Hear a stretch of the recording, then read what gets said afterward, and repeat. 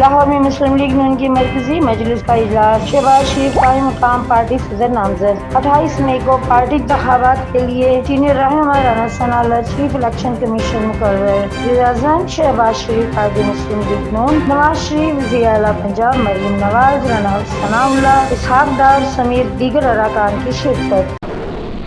نواز شریف کے ساتھ ہونے والی ناانصافی کے باعث پارٹی صدارت مجھے سنبھالنا پڑی۔ اپنے قائد نواز شریف اور تمام پارٹی اراکین کی دل کی گہرائیوں سے شکریہ ادا کرتا ہوں۔ امانت واپس قائد مسلم لیگ نون محمد نواز شریف کو لوٹا رہا ہوں۔ افواج پاکستان کے ساتھ مل کر ملک سے دہشت گردی کا خاتمہ کیا۔ محمد نواز شریف کی قیادت میں ہم ملک کو مشکلات سے نکالیں گے۔ وزیر اعظم محمد شہباز شریف کا مسلم لیگ نون کی سینٹرل ورکنگ کمیٹی کے اجلاس سے خطاب۔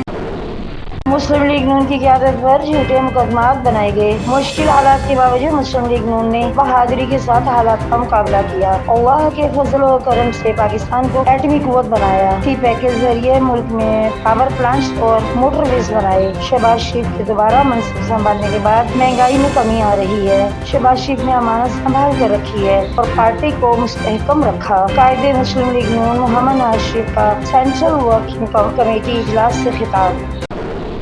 صدر اسد علی زرداری کی میاں والی میں شہید میجر بابر خان کے گھر آمد۔ صدر مملکت کے اہل خانہ سے اظہار تعزیت اور شہید میجر بابر خان کے لیے فاتحہ خوانی۔ شہید میجر بابر خان کو وطن کی خاطر جان کا نذرانہ پیش کرنے پر خراج عقیدت شہید کے وطن عزیز کے لیے خدمات فرض سے لگن اور جذبہ حب الوطنی کو سراہا۔ پوری قوم کو اپنے شہداء پر فخر ہے۔ صدر مملکت کرغزستان کی دارالحکومت بیشکیک میں مقامی اور غیر ملکی طلباء کے درمیان تصادم۔ وزیر اعظم محمد شہباز شریف کا غیر ملکی طلباء پر حملوں پر گہری تشویش کا اظہار۔ وزیر اعظم کا کرغزستان میں پاکستانی طلباء کی ریسکیو اور ان کی مدد و معاونت فراہم کرنے کے لیے وفاقی وزیر بیشکیک جانے کی ہدایت۔ انجینئر امیر مقام آج ابھی بیشکیک روانہ ہوں گے۔ وفاقی وزیر بیشکیک میں غیر ملکی طلباء مخالف حالیہ فسادات کے تناظر میں اعلیٰ سرکاری حکام سے ملاقات کریں گے۔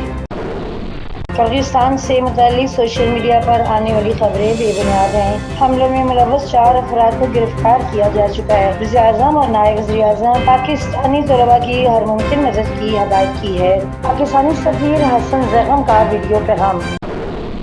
وزیر اعظم شہباز شریف کی ہدایت پر نائب وزیر اعظم اسحاق ڈار نے وزارت خارجہ میں کرائسس مینجمنٹ یونٹ کو متحرک کر دیا ہے۔ کرغزستان میں رہائش پذیر پاکستانی برادری اور طلباء درج ذیل نمبروں پر رابطہ کر سکتے ہیں۔ نمبر اسکرین پر موجود ہے۔